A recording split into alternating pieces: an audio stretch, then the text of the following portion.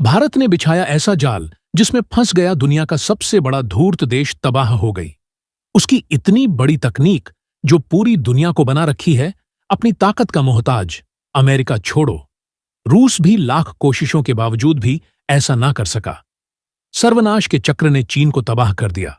दूसरों को कर्ज के गड्ढे में धकेलने वाला चीन 1.4 ट्रिलियन डॉलर खुद गंवा बैठा। अब कितना भी जोर लगा ले, चीन इससे कभी उभर नहीं पाएगा दोस्तों। चीन भारत को एक ऐसे गड्ढे में गिराने जा रहा था जिससे निकलना नामुमकिन था। यह एक ऐसा दलदल था जिसमें इकोनॉमी फंसकर दम तोड़ देती। चीन पूरी प्लानिंग कर चुका था भारत को अपने इशारों पर नचाने का, लेकिन भारत ने अपनी ताकत का ऐसा बवंडर लाया कि चीन लड़खड़ाते हुए अपने ही खोदे हुए गड्ढे में जा गिरा।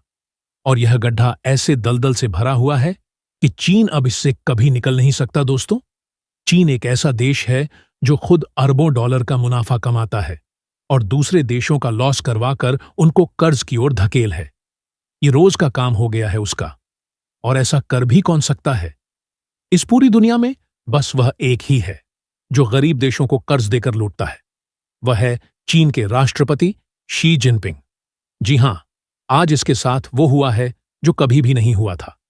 चीन आज ऐसे जाल में फंस गया है, अगर उस जाल को काटने की कोशिश भी करें तो वह नहीं कट सकता, क्योंकि एक दो नहीं बल्कि 27 देशों का बिछाया हुआ यह जाल है। कुछ समय से कुछ देशों ने चीन की ऐसी बैंड बजा रखी है कि वह लंबे समय तक याद रखेगा। तो दोस्तों, चीन ऐसे कौन से जाल में फंस गया है जो भारत सरकार को ही पता है, लेकिन 140 करोड़ भारतीयों को नहीं पता है? तो दोस्तों, पूरी खबर क्या है जानेंगे इस वीडियो में। लेकिन उससे पहले भारत के इस कामयाबी के लिए इस वीडियो पर एक लाइक तो बनता है। फटाफट वीडियो को लाइक कर दीजिए दोस्तों। चीन को लगता है कि धूर्त होना उसकी खासियत है।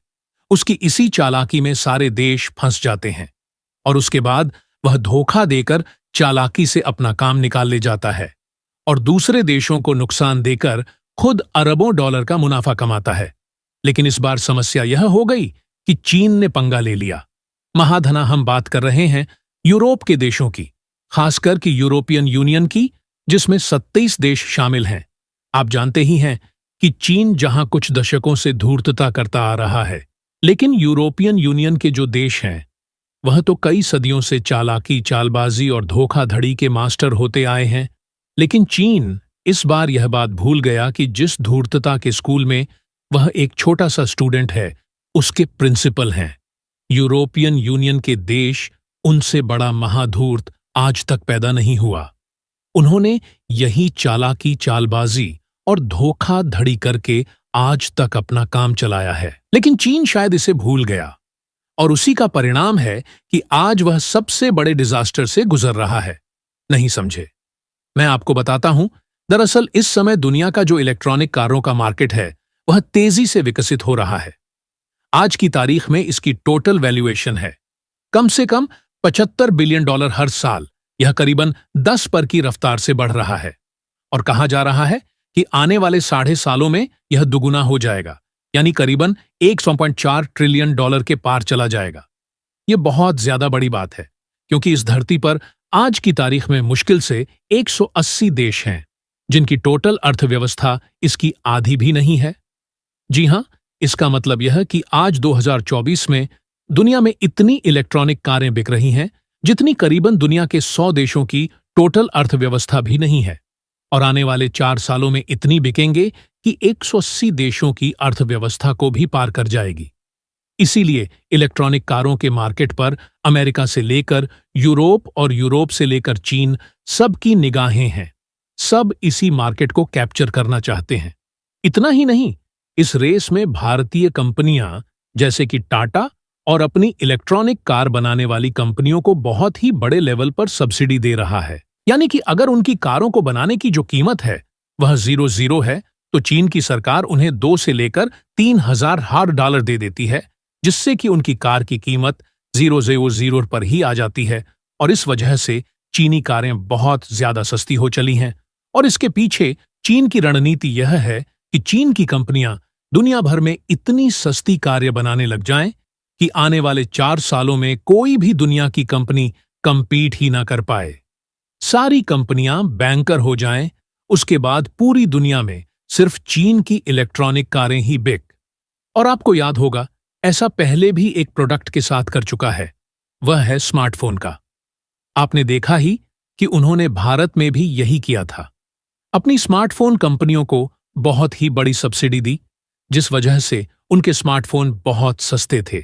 और यह सस्ते स्मार्टफोन इन्होंने भारत में डंप करने शुरू कर दिए, जिस वजह से भारत की जो छोटी कंपनियां थीं, चाहे वह माइक्रोमैक्स हो, लावा हो, सारी बर्बाद हो गई और भारत का पूरा स्मार्टफोन मार्केट चीनी कंपनियों के हाथ में आ गया था। और आज भी स्थिति यह है कि हमारा 40% से ज्यादा स्मार्टफोन मार्केट चीनी कंपनियों के हाथ में है। चीन इस बार यहां फंस गया कि इनका कंपट भारत नहीं था, इनका कंपट था यूरोप, जो कि धूर्तता का और चालाकी का जवाब देता है।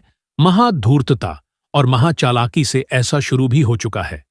दरअसल आप अपनी स्क्रीन पर देखिए, यूरोप ने ऐलान किया है कि उसने चीन की इलेक्ट्रॉनिक कारों पर यूज टैरिफ लगा दिया है, यानी कि उन पर एक्स्ट्रा टैक्स थोपने शुरू कर दिए हैं, जिससे कि जो चीनी सरकार की सब्सिडी है वह नकली फाई हो चुकी है।